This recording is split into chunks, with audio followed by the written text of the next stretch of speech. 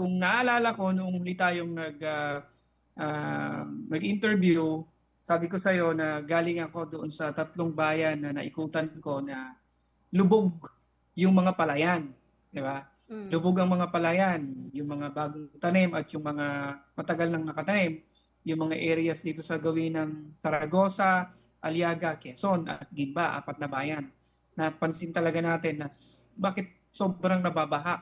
Samantalang nireview natin yung pinondohan ng mga flood control dito sa Nueva Ecija since 2021, ang natapos nila ay worth more than 500 million, halos 600 million na halaga para sa flood control.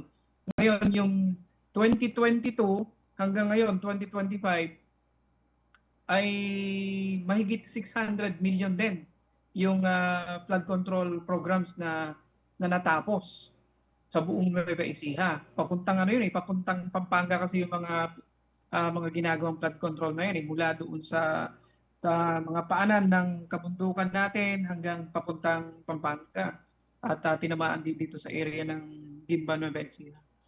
Pero mapapansin mo pa rin, saan talaga kaya nagkulang? Nung ipinost ko nga yung nakuha kong information mula sa Philippine Information Agency at sa Mm. COA, yung halos 1.2 billion na pinondohang flood control sa Nueva Ecija for the span of 2021, 22, 23, 5 taon.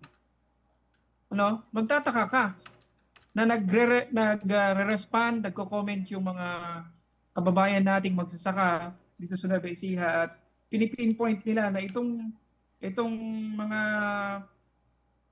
mga flood control sa lugar namin na ito, tingnan mo, sira na. O tingnan mo yung mga palayan namin, binaha. Okay?